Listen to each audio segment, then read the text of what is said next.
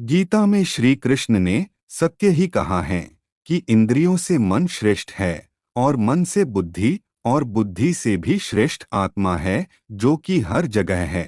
इसका मतलब आत्मा के बाद अगर कोई इस शरीर में मूल्यवान चीज है तो वह बुद्धि है। जैसे जरूरत के लिए धन की बचत की जाती है वैसे ही अपनी बुद्धि की भी करनी चाहिए, क्योंकि धन के खत्म हो जाने पर गरीबी आती है और बुद्धि के खत्म हो जाने पर अपमान और परेशानी आती है।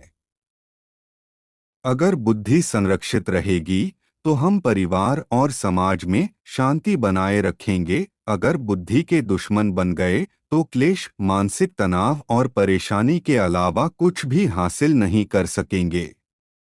इसके अलावा अगर मनुष्य को अपनी आत्मा का भी भला करना है तो उसे आत्मज्ञान की जरूरत होगी और आत्मज्ञान को धारण करने के लिए बुद्धि की ही आवश्यकता होती है। क्षण का उपयोग सीखने के लिए और प्रत्येक छोटे से छोटे सिक्के का उपयोग धन को जोड़ने के लिए करना चाहिए। क्षण को नष्ट करके विद्या प्राप्ति नहीं की जा सकती और सिक्कों को नष्ट करके धन नहीं प्राप्त किया जा सकता। तेज चाल घोड़े का आभूषण है, मस्त चाल हाथी का आभूषण है, चातुर्य नारी का आभूषण है और धन को कमाने में लगे रहना अर्थात परिश्रम में लगे रहना नर का आभूषण है। सत्य कहो किंतु सभी को प्रिय लगने वाला सत्य ही कहो, उस सत्य को मत कहो जो सभी के लिए दुखदायी हो।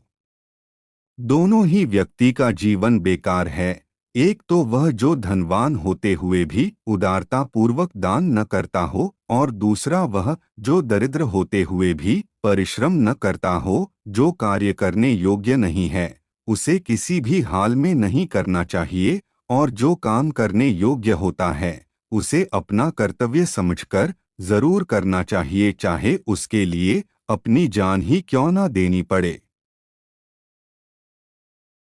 इस वीडियो में हम कुछ प्रेरक विचारों के बारे में बताएंगे जो अनुभवी लोगों द्वारा बताए गए हैं।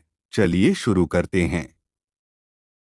समस्याएं जीवन का हिस्सा है और उनसे बाहर आना जीवन की कला है। जो लोग अपनी तुलना दूसरों से करते हैं शायद वे नहीं जानते कि सूर्य और चंद्रमा धरती पर एक साथ नहीं चमकते हैं। ये मत सोचिए कि कोई कब कहाँ और कितना बदल गया, बस ये सोचिए कि कोई क्या दे गया और क्या सिखा गया।